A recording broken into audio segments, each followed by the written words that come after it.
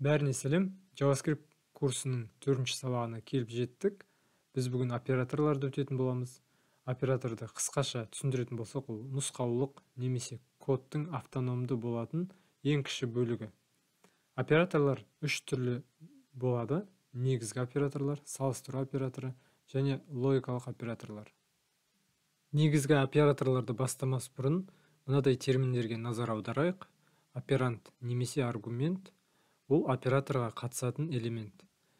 Мына мысалда плюс ол біздің оператор, яғни қосу операторы, ал 10 мен 12 бұл жерде операнттар. Операнттар ретінде біз тек мәндерді алмаймыз, айнымалыларды алсақ болады. Мысалы, мына жерде А мен Б екі операнттар, ортасында плюс деген оператор қосылған.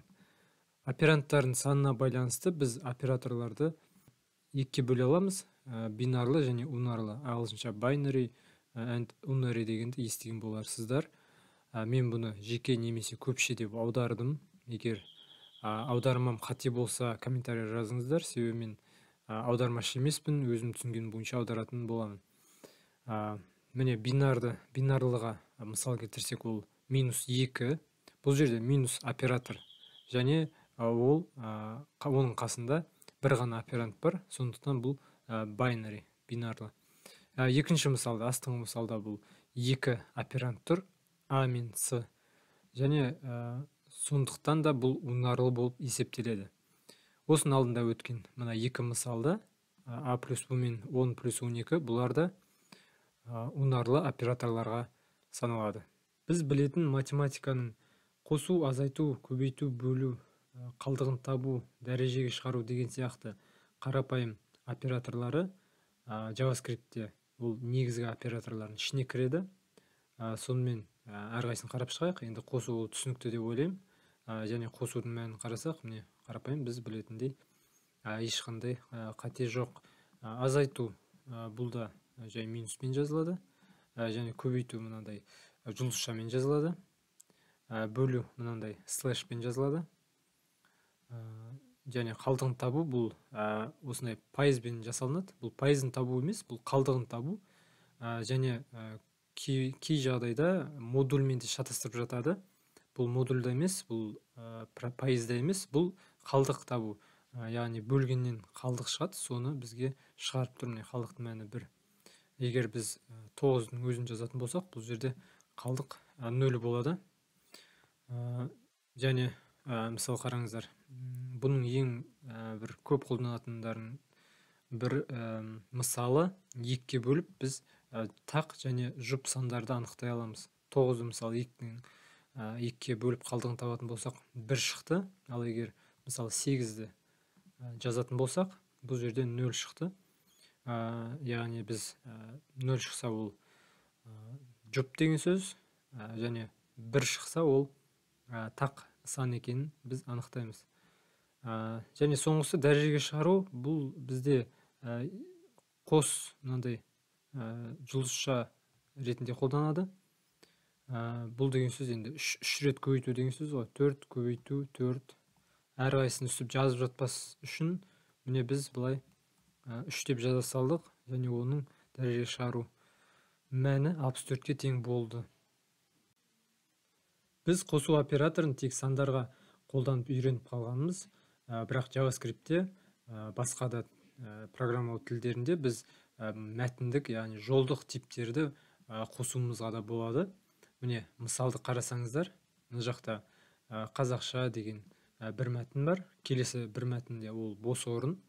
Одан кейінгі мәтінде JavaScript деген сөз бар, және тағы да бос орын және үйрен. Бәрін қосып енді қарайтын болсақ, бұл барлығы бір жолға айналып кетеді. Міне осы мысалдан ақ көрсеңіздер болады. Біз қосу операторын тек екі оперантқа қолданбай бір жолда бірнеше осындай қосу операторларын қолдансақ болады. Екінші енді мынадай заңдылықты жаттап алыңыздар. Егер сіздердің өрнектеріңізде бір оперант мәтіндік, яғни жолдық тип болса, соңғы результат біздің көретін мәніміз бұл жолдық, яғни жолдық типке айналып кетеді. Міне мысал қарасаңыздар, мәтін плюс 28 деген санды қойып тұрмын бұл жерде, және оның мағынасын шығарам, мәтін 28 деген шықты. Енді оның типін қарасам, бұл айнымалының бұл жерде стринг жолдық тип болып өзгеріп кетті. Және сан мен мәтіннің орнын ауыстырсақ та, қалай қойсақ та, ол тура жаңағыдай мәнді беретін болады. Бұл екеуі қосылып қайтадан жолдық типке айналып кетеді. Енді мынадай жағдай кездеседі көп жағдайда. 2 плюс 2, бірақ бұл екіншісі жолдық тип, бірақ енді 2 қосу 2 негізі 4 емес пе, бірақ мына жақта 22, яғни жолдық типтерді қосып тұрған сияқты болып кетеміз де. Сондықтан есеп, яғни сандарды қосып жатқан кезде жолдық типті қосып шатасып қалмаңыздар. Өте абай болу керек бұндай кезде. Және соңғы үшінші мысалда бізде бір өрнек берілген, сандардың екеуінің арасында міне минус операторы қолданылған, және қосу мынадай жолдық оперант бар. Енді мәнін қарасақ, 35-тен 10-ды азайтып бұл өрнек бірінші орындалып қойды да, сосын барып мына жолға қосылды. Қосудан басқа операторларды жолдық типке қолданып көрейік. Мысалы, мына жерде 25-тен 5 азайтып отырмын, бірақ 25 бізде жолдық тип. Міне бізде мән 20-ға тең болды example 1-дағы, және оның типі бізде сандық болып кетті. Екінші мысалда мен 10-ды 80-ге өтем, бірақ 80 жолдық тип тағы да.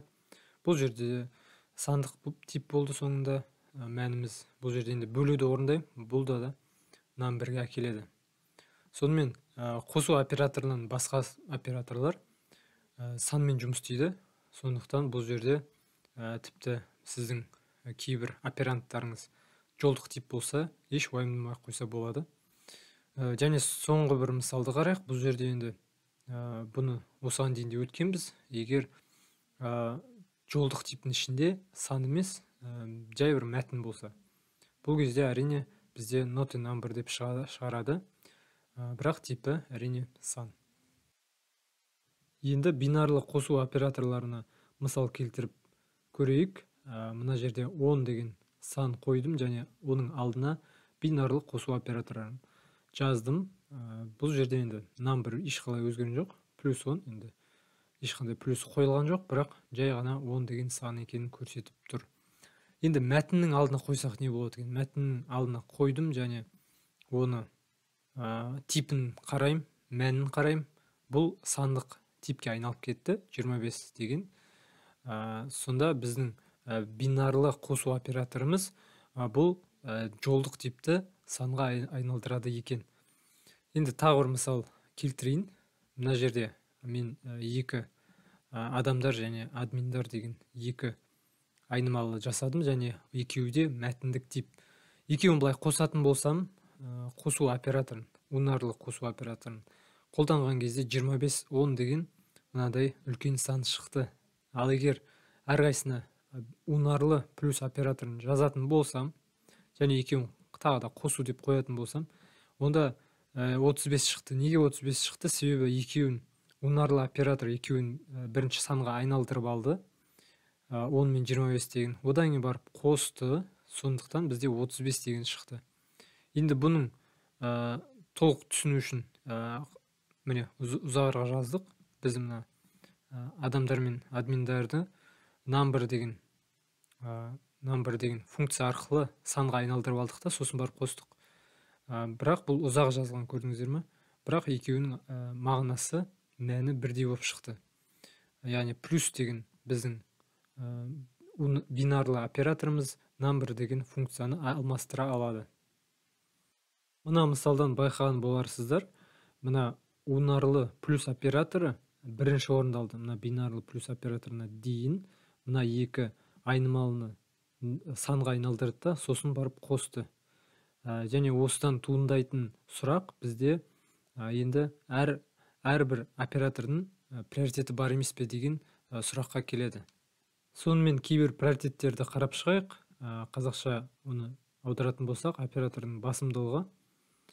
Біріншісі мысалда көрсеңіздер 2 азайтылған 1 көбейтілген 5, және біз математиканы өткен бойынша көбейту, бөлу, қосу мен азайтуға дейін орындалады.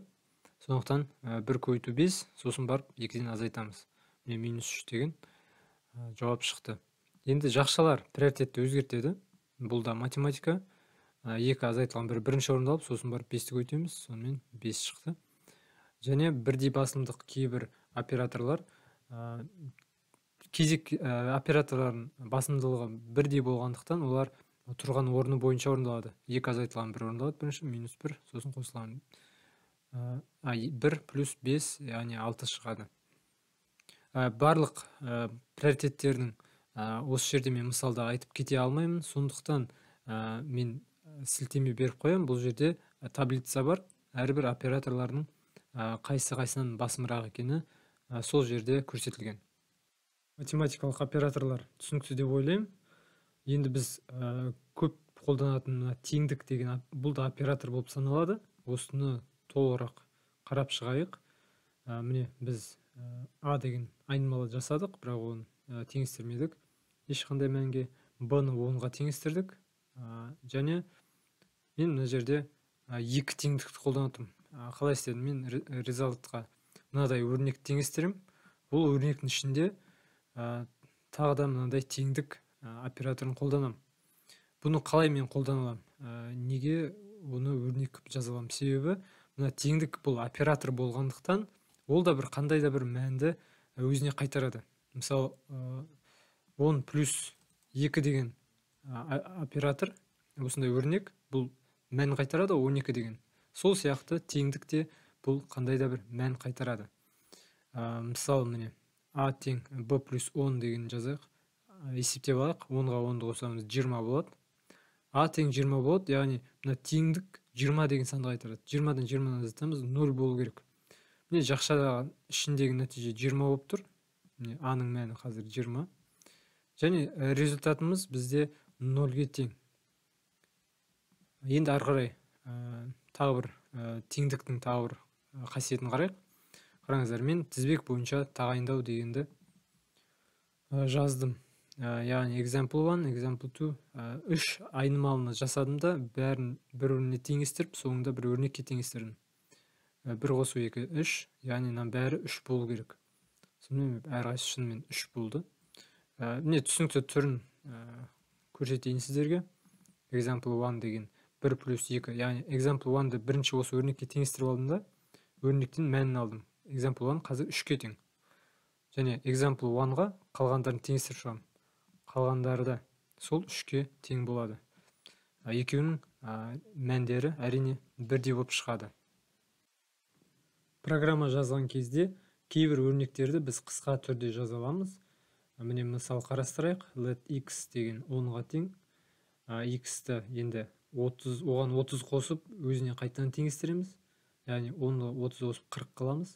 Одан кейін барып, оның өзін 2-ке көбейтіп 80, X-ті қайтадан соған теңестіреміз. Сонымен мына жерде 80 шығу керек. Сонымен 80 шығып тұр. Бұл өрнекті қысқа түрде жазсақ болады. Мысалы қараңыздар, Y, бұл жерде енді Y 10-ға тең. Одан кейін плюс 30 дегенді, енді плюс дегенді теңдіктің сол жағына лақтырып жүрдім да, және Y-ті екінші рет қайталамай жаздым. Көбейтуде де солай. Y-ті қайталаған жоқпын. Y көбейтілген тең 2. Яғни бұл не деген сөз? Y өзін 2-ке көбейтеді деген сөз. Мына жерде Y өзіне 30-ды қосады деген сөз. Сонымен әрқайсысын шығарып көреміз. Міне 10-ға тең басында Y, одан кейін ол 40-қа тең 30-ды қосып алды. Одан 2-ке көбейттік 80-ге тең. Мына екі өрнек бірдей. Енді сіздерге заңды түрде сұрақ туындайды. Приоритеті қалай деп. Мына жерде z тең 10 деген мысал жасадым. Және оны тағы да осылай қосып тұрмын. Мына жақта азайту жасап қойық. Ең басында оң жақта тұрған өрнек орындалады. Бұл тура теңдіктің приоритеті сияқты. Теңдік ең соңғы орындалады. Сол сияқты міне қараңыздар. 20-дан 10-ды азайтамыз. 10 болды. 10-ға 10-ды қосамыз. Мына жақта z 20-ға тең болу керек. Z 20-ға тең болды. Енді инкремент және декремент деген екі операторды қарап шығайық. Ол үшін тағы да мысал, міне increase деген айнымал жасадым бірге тең, және оны бірге өсіру үшін мен жаңа қысқа операторын қолданамын. Қосу тең 1, яғни мына жерде инкремент ол increase ол 2-ке тең.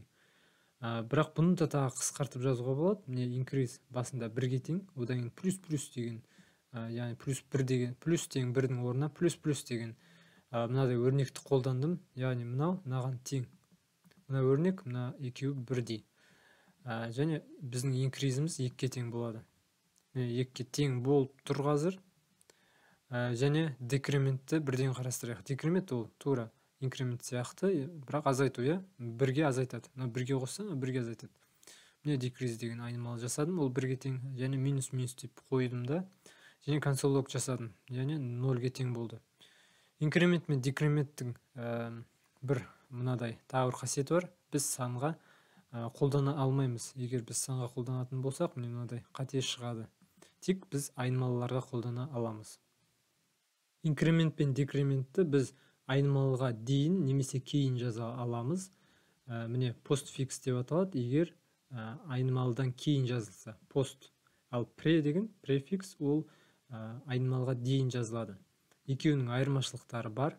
Міне оны мынадай мысалмен қарастырайық. Count деген айнымал жасадым, және оны екінші жолда плюс, яғни постфикс қолданам, постфикс инкрементін қолданам. Және пост деген айнымал жасап, ол екеуінің мәндерін шығарып көрем. Міне қарап тұрмыз, мына жерде көріп тұрмыз 1. Бұл count-тың мәні. Count мәнін өзгертті, 1-ге өзгертті. Ал пост, яғни оның мына плюс деген инкремент өзі қайтарған мән 0, яғни оған дейін плюс-ке дейінгі мән, яғни мына мәнді қайтарды 0 деген. Міне постфикстің айырмашылығы осы екен. Ол өзі қайтаратын мәнді осыған дейінгі мәнді жібереді. Ал префиксте міне көріп тұрсаңыздар, екеуінің де мәні өзгерген, 1-ге қосылған. Яғни айнымалын да өзгертті, және бұл өрнек қайтаратын мәнді де өзгертті. Сонымен екеуінің айырмашылығы осындай. Өте сирек қолданатын операторды айтып кетейін, ол өтір операторы. Өзім тіпті қолданбаған. Міне олның мысалы мынандай. Бізде бірнеше өрнек бар, өтірмен жазылған. Және оны жақшыға алғам, және counter деген айнымалыға теңестіргем. Counterдің мәнін қарасам 50-ге тең. 50-ге тең, мына 20 қосу 30 деген өрнектің мәні орындалып, осы counter осыған теңескен. Міне, мына жақта жазылып тұрғандай, 2 өрнекте орындалады, мына жақта 2 қосу 3 дегенде орындалып тұр, JavaScript оны орындайды. Бірақ мына соңғы тұрған мәнді ғана мына айнымалға теңестіреді. Сөйтіп бізде тағы бір өрнек жазатын болсақ, мына жақта оны азайтылған 2 дейік сақтаймын. Бұл жерде әрине соңғы өрнектің мәні counterге тең болады. Тағы да өте сирек қолданатын операторлар бұл биттік операторлар. Міне осылай болып келеді. Бұны тіпті өзімде көп қолданбағам. Бұның көбінесе жаңа криптография деген күрделі салаларда қолданылады. Бұларды оқып білгілеріңіз келсе, мен әрине сілтеме астыға қойып кетем. Сол жерден оқысаңыздар болады. Сонымен біз операторлардың екінші түріне келдік, ол салыстыру операторлары. Бұлар мынандай болады, қараңыздар. Артық, кем, артық немесе тең, кем немесе тең, теңдік, теңсіздік, және қатаң теңдік пен қатаң теңсіздік деген болады. Міне мына жақта теңдік пен қатаң теңдіктің айырмашылығы, мына жерде 3 теңдік бар, мына жақта 2 теңдік бар. Ары кеттік. Енді мысалдарын қарастырайық. Салыстыру операторлары логикалық типті қайтарады, яғни мәні true немесе false болады. Міне 2 бірден артық деген өрнек жаздым. Бұл рас болғандықтан true деген бізде мән қайтып тұр. Міне қарасаңыздар, бастапқы 4 мән барлығы boolean. 4 2-ден артық па деген бұл әрине false, бұл жалған, сондықтан false қайтарады. 28 36-ға тең емес, сондықтан бұл false қайтарып тұр. 8 9-ға тең емес, мынау қайтарса, егер былай 2 теңдік жазсақ, бұл false қайтарушы еді. Ал мынау тең емес деген ақиқат болғандықтан бұл бізге true қайтарып тұр. Міне, және мәнді айнымалыға жаза аламыз. Осыған дейін қосу азайтуларды жазғандай, біз теңдіктің мәнінде айнымалыға осылай жаза аламыз. Бұл true немесе false болады әрине. Сандарды салыстыру бізге қиын емес, мәтіндерді салыстыруға көшейік. Бұл жерде енді білу керек мынадай нәрсе бар. Біздің мына бүкіл символдар, әріптер Unicode тізімде орналасқан. Сондықтан салыстыру кезінде олардың реттік сандары салыстырылады. Мысалы, А Б-дан бұрын орналасқан. Оның реттік саны кіші Б-дан. Мысалы айтайық, А бізде 1 болса, Б 2 деп қарастырайық. Бұл кезде 1 2-ден кіші, сондықтан мынау true қайтару керек. Шынымен true қайтарып тұр. Бұл жерде енді былайша айтсақ болады, А Б-дан кішкентай. Енді бүкіл әріптерді сөйтіп салыстырып көрсеңіздер болады. Бірақ мынадай мен шатасып қалмаңыздар. Біздің әліпбиде А-дан кейін Ә деген әріп орналасқан. Бірақ мына Unicode-да қараңыздар. Ә мен С-ны салыстыратын болсақ, мына жерде енді Ә С-дан кіші болу керек. Бірақ бізде false қайтарып тұр. Себебі Ә кейін жазылған. Қазақ тілінің тән әріптері басқа әріптерден үлкен. Енді ары қарай мынадай мысал келтірейік. Бұл енді күрделі сөздер жазайық. Санап және санат деген екі ұқсас сөз жаздым, бірақ соңғы әріптері екі түрлі. Бұл кезде қараңыздар, ұзақ сөз болған кезде әрбір символ кезек-кезек салыстырылады. Мысалы, С мен С салыстырылады, сосын А мен А салыстырылады, Н салыстырылады, бәрі бірдей. Әзірге екеуі тең болып келе жатыр. Міне соңғы сөзге келген кезде П мен Т.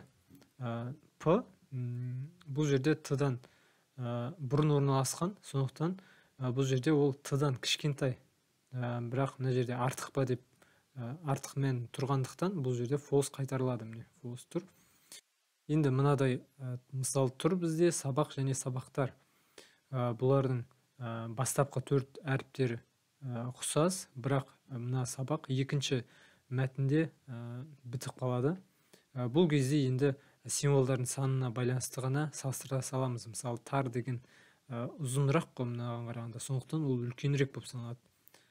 Сондықтан бізде ол мына жерде true шығарып тұр. Енді соңғы мысалда бізде регистр, яғни бас әріп, кіші әріп дегенде ол рөл ойнайды. Міне Астана және Астана қайсы үлкен?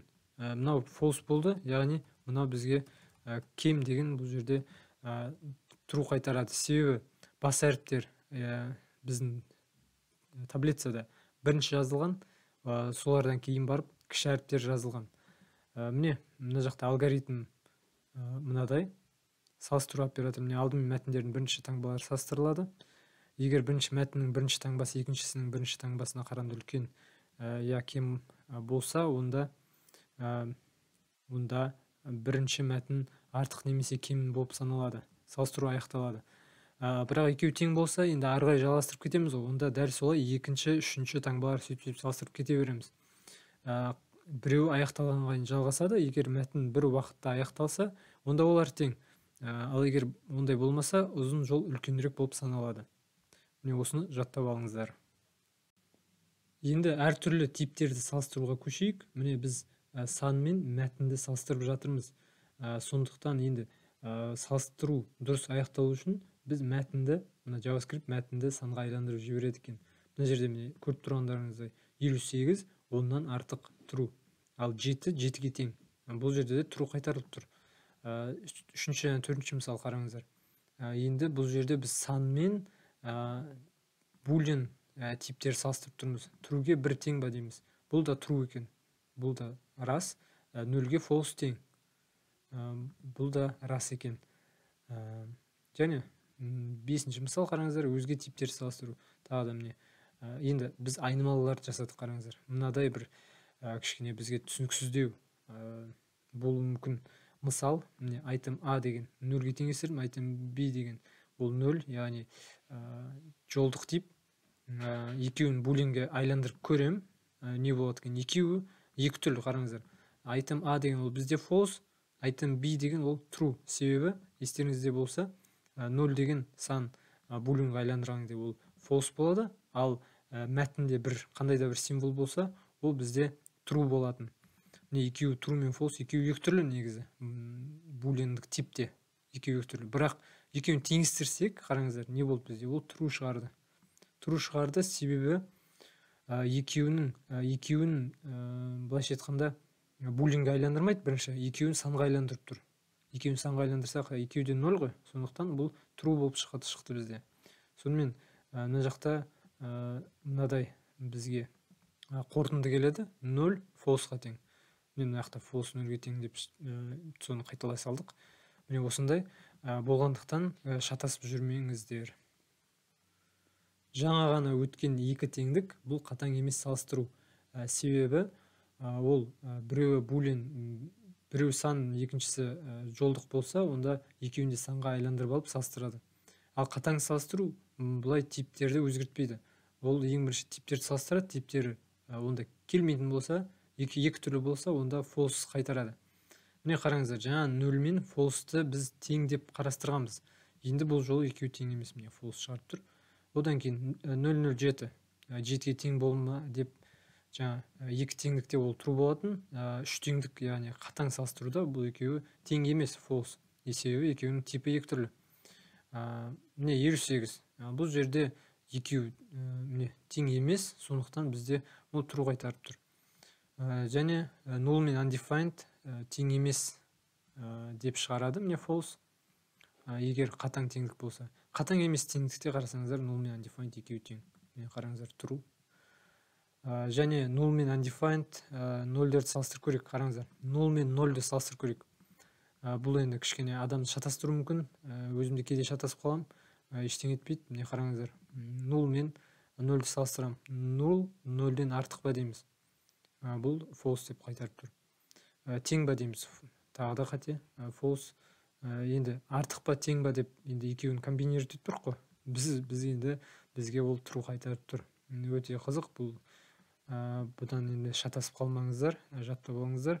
Undefined және 0. Енді undefined 0. Бұл жерде енді артық па десек false, тең ба десек false, артық тең ба деп қалсақ тағы да false қайтарып тұр. Не осындай түсініксіз жағдайлар болмас үшін undefined пен 0-ды мынандай салыстыру жерлерінде көп қолданбаңыздар. Қолданбауға тырысыңыздар. Оларды тексеріңіздер алдын ала. Undefined 0 бар ма дегенді.